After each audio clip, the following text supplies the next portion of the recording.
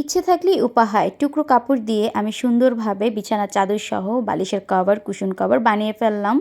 So hello everyone, আসসালামু আলাইকুম। কেমন আছেন? আশা করি সবাই ভালো আছেন।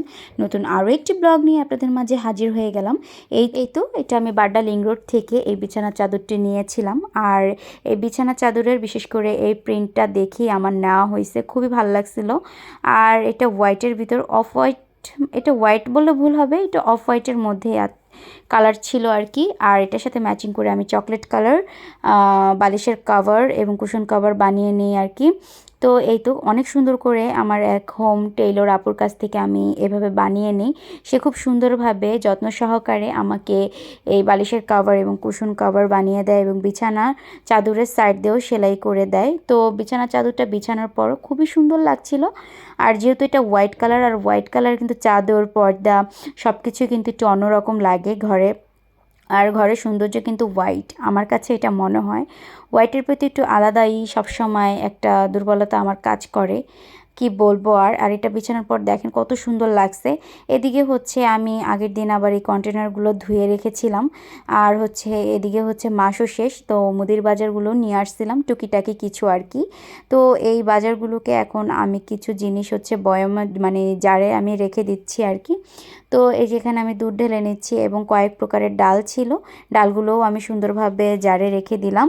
আর আমি দেখা যায় প্রতি মাসে এভাবে জারগুলোকে ধুয়ে নেই, ধুয়ে পরিষ্কার করে রাখি। আর পরিষ্কার জিনিসে কিন্তু সব কিছু রাখলে এবং কাজ করতেও কিন্তু খুবই কমফোর্টেবল লাগে আমার কাছে মনে হয় আর কি, যার জন্য আমি প্রতি মাসে এই কাজটা করে থাকি। এরপর রাতে এই তো রান্নাবান্না করতে আসলাম।